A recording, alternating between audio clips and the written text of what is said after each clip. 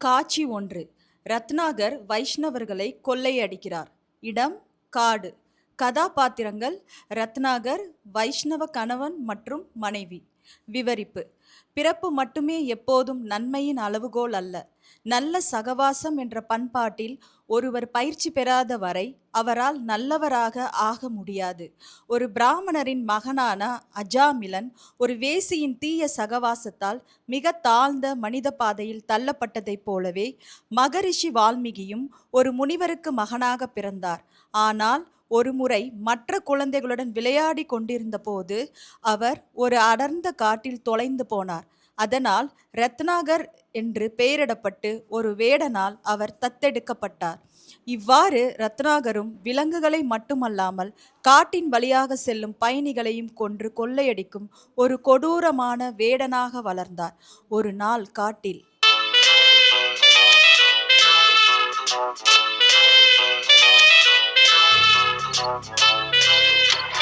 என்னடா காலையில இருந்து சாயங்காலம் வரைக்கும் யாருமே வரல? இருடா, யாரோ வர மாதிரி சத்தம் கேக்குது. நாராயணா நாராயணா, ஏமா நீ அமைதியா வர? நீயும் நாராயணன் திருநாமத்தை சொல்லிட்டே வரலாமே. இல்லைங்க, என்னால் நடக்க முடியலங்க. எனக்கு கலப்பா இருக்குங்க. நம்ம கொஞ்ச நேரம் ஓய்வு எடுக்கலாமா? இல்லைம்மா, இந்த காட்டு ரொம்ப ஆபத்தானது. பட்ட பகல்லையே இந்த காட்டில் கொள்ளையடிக்கிற ஒரு கொள்ளைக்காரன் இருக்கான்.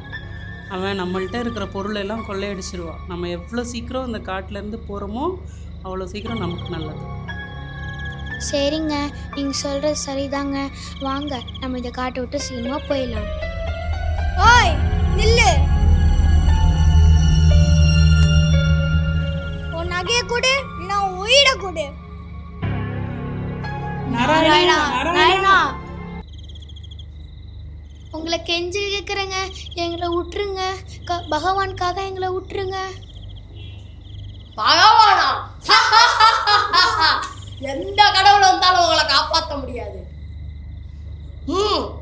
சீக்கிரமா நகையெல்லாம் கொடு. நாங்கள் நாராயணன் திருநாமத்தை உச்சரித்து இந்த யாத்திரையை தொடங்கணும்.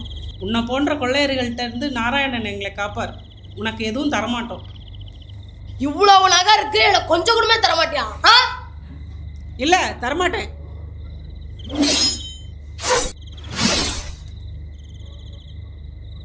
ஏ நாராயணா, எவ்வளோ தங்கம் பாரு.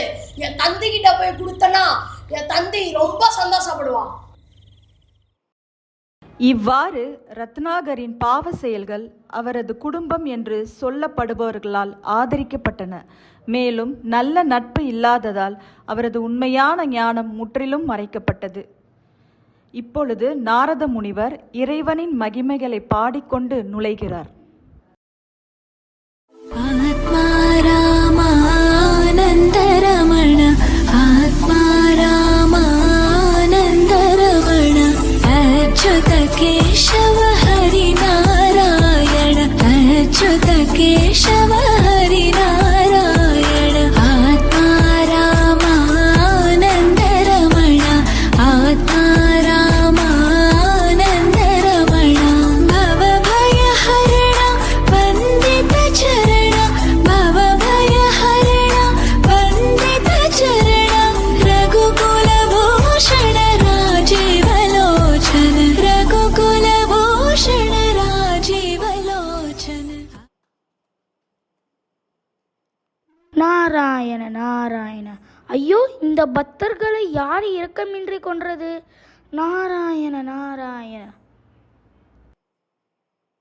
காலையிலேருந்து சாயங்காலம் வரைக்கும் யாருமே வரலையே. நான் தந்தைகிட்ட போய் என்ன சொல்றது? நாராயண நாராயண நாராயண நாராயண. ஓ, இன்னொரு நாராயண பக்தரா?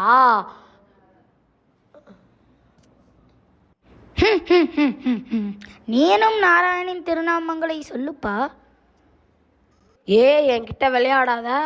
அந்த தம்புரத்தில் என்ன இருக்கோ அதை என்கிட்ட கொடுத்துரு. இந்த தம்புரத்துலையா? இந்த தம்புரத்துலையும் நாராயணின் திருநாமங்கள் தான் இருக்கிறது. நான் உனக்கு காட்டவா? ஏய் நிறுத்து. இப்போதான் 2 பேத்த கொன்னுட்டு அவங்கள்ட்ட இருக்க நிறைய நகையை எடுத்துக்கிட்டேன் தெரியுமா?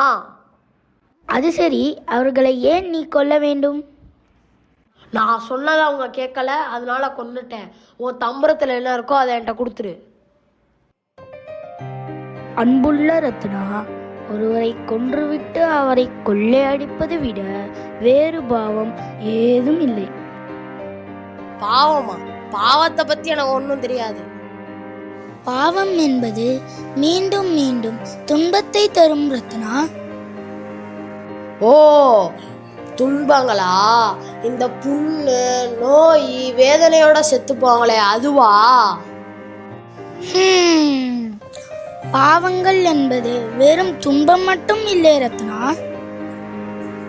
மரணத்திற்கு பிறகும் ஒருவர் துன்பப்பட வேண்டும். மரணத்துக்கு பிறகா? சாத்தியமே இல்லை. இல்லை ரத்னா, நீ சரியாக புரிந்து கொள்ளவில்லை. ஒருவர் இறந்த பிறகு இந்த உடலை விட்டு பரலோகம் செல்கிறார். பரலோகமா? ஆம் ரத்னா, ஒன்று சொல், நீ யாருக்காக இதெல்லாம் செய்கிறாய்? எனக்காக, என் தம்பிக்காக, எங்க அப்பாக்காக, எங்க அம்மாக்காக, என் தந்திக்காக. அப்படியானால் நீ கொள்ளையடித்து கொண்டு போகும் செல்வங்களை வைத்து அவர்கள் என்ன செய்கிறார்கள்? ஓ, அவங்க ரொம்ப சந்தோஷப்படுறாங்க. என் திறமைய ரொம்ப பாராட்டுறாங்க தெரியுமா? உன் குடும்பத்தில் உள்ளவர்கள் மகிழ்ச்சி அடைகிறார்கள், அப்படிதானே? ஆமா, நீங்க சொல்ற சரிதான், அதான் நடக்குது. நாராயண நாராயண. அப்படியென்றால் உன் பாவத்தில் அவர்கள் பங்கெடுத்துக் கொள்வார்கள் தானே? ஓ, நிச்சயமா அவங்க பகிர்ந்துக்குவாங்க. சந்தோஷத்திலயும் கஷ்டத்திலயும் அவங்க என்னோட பங்காளிகள். அது சந்தேகம்தான் ரத்னா. நீ எப்போதாவது கேட்டிருக்காயா? இல்லையே, நான் கேட்டதே கிடையாதே. அப்படி என்றால் நீ போய் கேட்டுட்டு வா. நான் உனக்காக இங்கே காத்திருக்கிறேன். ஆஹா, உனக்கே கொடு, அதுக்கடுத்து நான் போறேன். நான் இதை விட உனக்கு நிறைய தங்கம் தரேன் ரத்னா. முதல்ல நீ போய் கேட்டுட்டு வா. சரி. உன்னைய போல ஆட்களுக்காக தான் இந்த கையில வச்சிருக்கேன். இந்தா, புடிச்சுக்கோ. இப்ப புரியுது, நீ தப்பிச்சோட பாக்குறியா? இது எல்லாமே தண்டிடும். யார் இவன்? உன் தம்பியா? நீ ஒரு காரியம் செய், என்னை இந்த மரத்தில் கட்டி விட்டு போ, சரியா? நீ திரும்ப வர வரை நான் காத்திருப்பேன். ஏன் சிரிக்கிற? ஏதாச்சும் மாயாஜாலம் வச்சு தப்பிக்கலான்னு பாக்குறியா?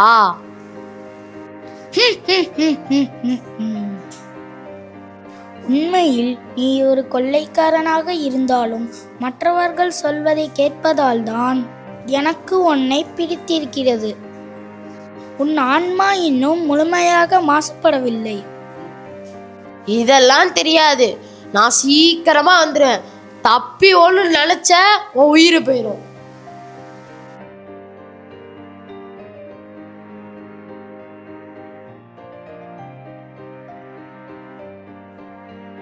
கவலைப்படாதே, நீ என்னை இரக்கமாக கட்டிவிட்டாய். ஆனால் நீ என்னை கேட்க வேண்டும், உனக்கு ஞாபகம் இருக்கிறதா? ஆமா, எனக்கு நல்ல ஞாபகம் இருக்கு. சீக்கிரமா போயிட்டு திரும்பி வந்துடுவேன். நாராயண நாராயண. அப்பா, அப்பா, நான் உங்கள்கிட்ட ஒண்ணு கேட்கலான்னு வந்தேன். என்னாச்சு ரத்னா? உனக்கு உடம்பு எதுவும் சரியில்லையா? நான் நல்லா தான் இருக்கேன். எனக்கு ஒன்று சொல்லு. நான் இவ்வளவு நாளாக பாவ வழியில் சம்பாரிச்சிட்டு வந்த நகையெல்லாம் நீ அனுபவிச்சியா இல்லையா? ஆமாம் ரத்னா, நாங்கள் எல்லோரும் அனுபவிச்சுக்கிட்டு தான் இருக்கோம். அப்படின்னா என் பாவத்தில் உங்களுக்கும் பங்கு இருக்குதானே? என்ன என்ன சொல்கிற ரத்னா? அது உன் கடமை. பாவத்தில் எங்களுக்கு எப்படி பங்கு வரும்? அப்போ நீ என் பாவத்தில் பங்கெடுத்துக்க மாட்டீங்களா?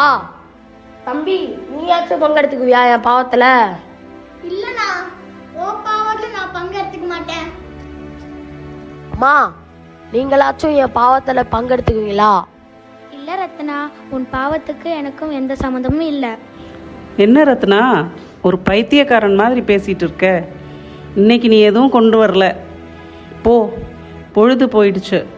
இனிமையாவது ஏதாவது கொண்டு வா.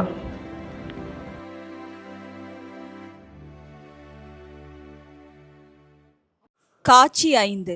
நாரத முனிவர் ரத்னாகருக்கு தீட்சை அளிக்கிறார். இடம் நாரதர் கட்டப்பட்டிருக்கும் காடு. கதாபாத்திரங்கள் நாரதர், ரத்னாகர். விவரிப்பு: இவ்வாறு தன் குடும்பத்திடமிருந்து கிடைத்த எதிர்வினையால் ரத்னாகர் முற்றிலும் திகைத்து போனார். தன் சொந்த மக்களிடமிருந்து இப்படிப்பட்ட நடத்தையை அவரால் ஒருபோதும் கற்பனை செய்திருக்க முடியவில்லை. இந்த பௌதீக உலகின் உண்மையான இயல்பையும் ஸ்ரீ நாரத முனிவரை கட்டியதன் மூலம் தான் செய்த தவறையும் அவர் இப்போது உணர்ந்து கொண்டிருந்தார். எனவே மாபெரும் முனிவரிடம் தீர்வை காண அவர் உடனடியாக காட்டிற்கு திரும்பினார். இனி இந்த ரத்னா என்னை அசையக்கூட முடியாத அளவுக்கு இறுக்கமாக கட்டிவிட்டான். நாராயண நாராயண! ஆ, இதோ வந்து விட்டான். அன்புள்ள ரத்னா, சீக்கிரம் வந்து என்னை விடுவி. என்ன ஆயிற்று ரத்னா? ஏன் இவ்வளவு அமைதியாக இருக்கிறாய்? அன்புள்ள முனிவரே, நீங்கள் சொன்னது சரிதான். என் பாவத்தை பகிர்ந்து கொள்றதுக்கு யாருமே தயாராக இல்லை. என் பாவத்துக்கு நான் ஒருத்தன் மட்டும்தான் கஷ்டப்பட வேண்டியதாக இருக்கும். இப்போது என்ன நினைக்கிறாய்? இந்த பாவச் செயல்களை உடனடியாக கைவிட்டுவிடு. அப்பாவி மக்களை கொல்வதும் கொள்ளையடிப்பதும் உன்னை நரகத்தில் கொழுந்துவிட்டு எரியும் நெருப்பில் தள்ளிவிடும். அங்கே நீ எரிந்து சாம்பலாவாய். உன்னை காப்பாற்ற யாரும் இருக்க மாட்டார்கள். ஆனால் நான் வேலையை விட்டேனா என்னோட அப்பா, அம்மா, என் மனைவிக்கு நான் என்ன செய்யறது? கவலைப்படாதே ரத்னா, பகவானே அவர்களை பார்த்து கொள்வார். பகவானா? அவர் எங்க இருக்காரு? நான் முன்னாடி பார்த்ததே இல்லையே. நான் உனக்கு காட்டுகிறேன். பகவான் மிகவும் கருணை உள்ளவர். அவர் பக்தர்களை காக்கிறார், ஏழைகளுக்கு உதவுகிறார், மேலும் அனைவரின் ஆசைகளையும் நிறைவேற்றுகிறார். முதலில் நீ இங்கே அமரலாம். இப்போது ராமா என்று சொல்லு. மரா மரா மரா மரா. இந்த தெய்வீக சத்தத்தை உன்னால் உச்சரிக்க முடியவில்லை என்பதை நான் காண்கிறேன். சரி, பரவாயில்லை. இந்த மரா மரா மரா மரா ராம என்று தொடர்ந்து ஜபிக்கவும். படிப்படியாக இந்த திருநாமத்தை உச்சரிப்பதன் மூலம் உன்னுடைய ஆன்மா வெளித்தெழும். அதன் பிறகு உன்னால் பரம சத்தியத்தை உணர முடியும்.